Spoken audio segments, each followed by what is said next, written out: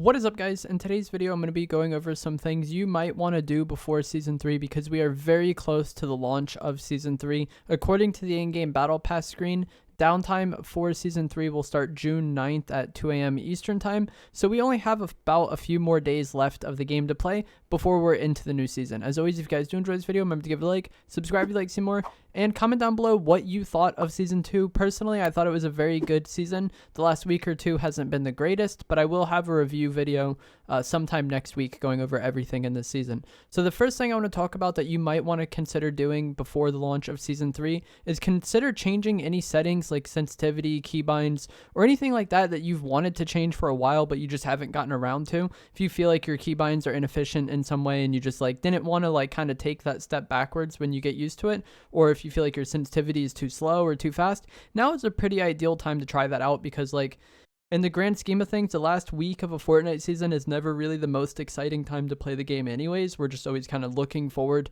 to the launch of the new one, kind of burnt out on this content, this map, this loot pool, things of that nature. So I feel like these times like this are a great time to change your settings and then kind of get adjusted to them in that week. And I feel like it also makes that kind of stagnant period a little more exciting if you do kind of see yourself getting better and better with the settings that you just changed. Another thing you might want to consider trying to get used to is learning different POIs, because when a new season comes, we don't really know what will change on the map and what POIs might or might not be there. It's seeming like the map changes next season are gonna be somewhere around Anvil Square in the middle of the map, because that's the area that has been affected most by the earthquakes, and a lot of the cracks in the ground are kind of around that area. So it's likely that the new biome will be somewhere in that area, but we never really know for sure.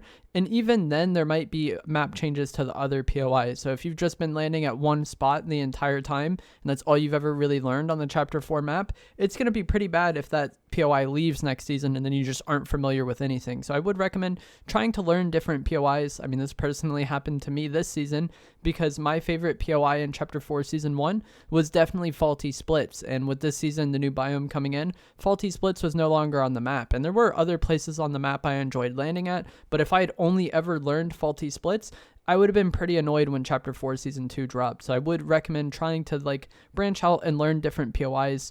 And this kind of also comes back to what I was saying before about changing your settings and keybinds or whatever.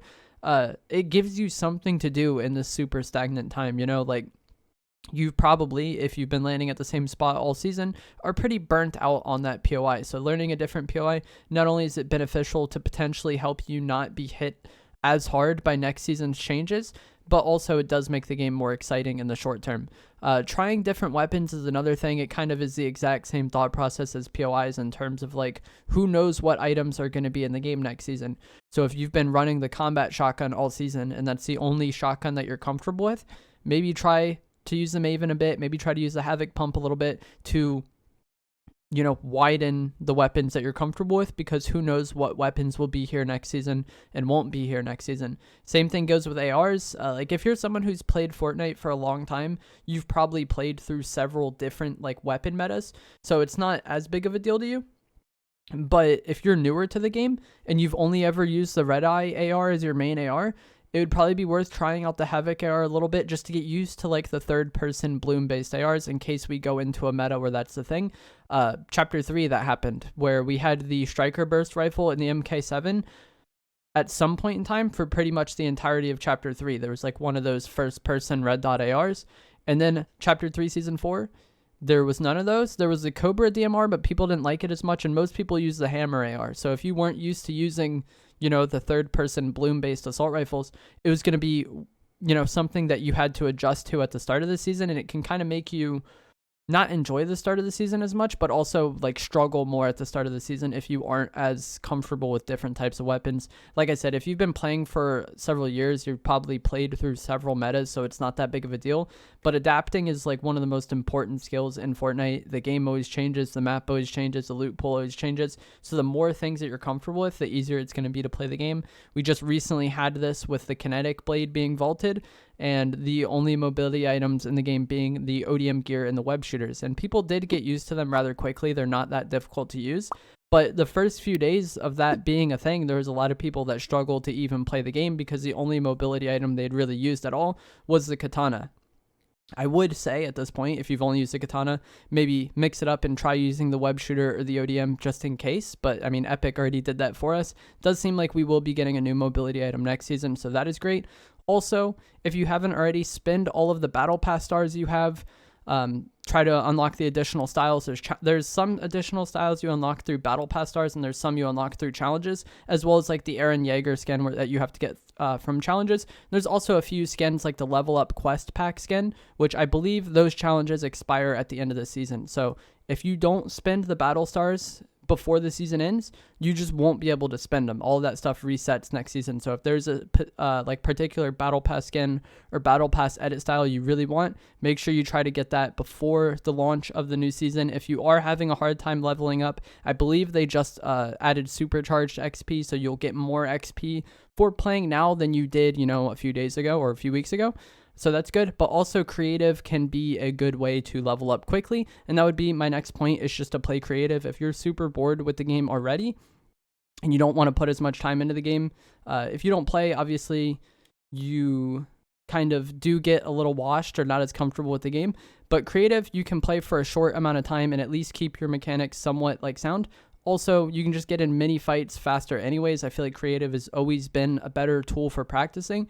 But when a season is new and exciting, people don't want to play it as much. But a time like now, if you're bored or burnt out with the game in general, I would highly recommend playing some creative game modes like whatever. There's lots of different maps like zone wars, box fights, just general fighting maps. There's like edit courses if you play builds. There's a lot of different types of creative maps out there. I do have creative videos on my channel as far as like maps that I think are good or maps that I recommend.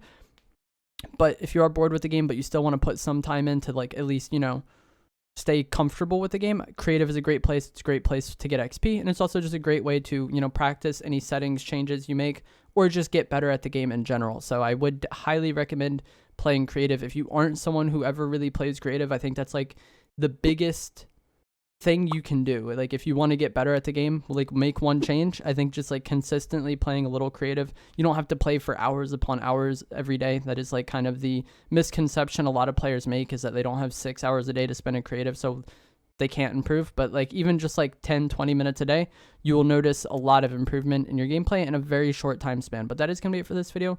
This is just the things I wanted to go over and recommend you do, because if you are kind of newer to Fortnite, you might not really be familiar with what a new season entails, but we'll likely get a new biome on the map along with loot pool changes where certain items will get added to the game, certain items will get removed from the game. We rarely know which items will be added and removed, but it's pretty likely this season that like the ODM gear and the web shooter will be removed along with like the pulse rifle, I would imagine. But also there's random things that get changed, like Chapter 4 Season 1 had the Thunder Pump shotgun and it was a brand new weapon. And then this season added the Havoc Pump, which replaced that after just one season. So you never know what is going to stay and what is going to go. And that's why I would recommend learning different types of weapons and different metas, and also different POIs in case, you know, one of your favorite things gets removed from the game. If you guys did enjoy this video, give it a like, subscribe if you'd like to see more, and comment down below what you thought of Chapter 4 Season 2.